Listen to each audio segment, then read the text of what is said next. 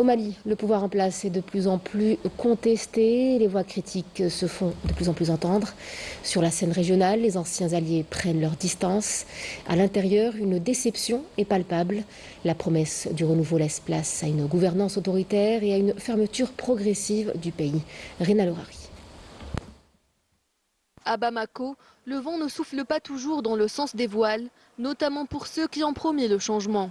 Considérés autrefois comme des héros, les putschistes ayant pris le pouvoir au nom du salut national font aujourd'hui face à un rejet catégorique du peuple malien et d'une centaine de partis politiques qui dénoncent une grave dérive politique et des atteintes répétées aux libertés fondamentales qui ont plongé le pays dans une impasse.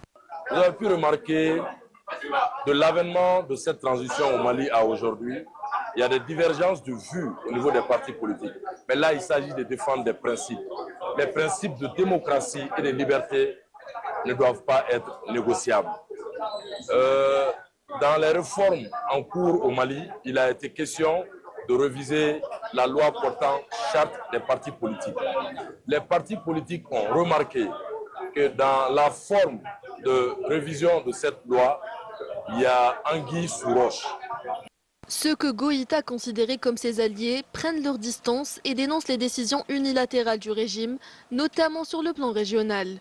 Les pseudo-sauveurs de la nation ont plongé le pays dans l'autoritarisme, confisquant ainsi la souveraineté et se sont approprié la légitimité du patriotisme.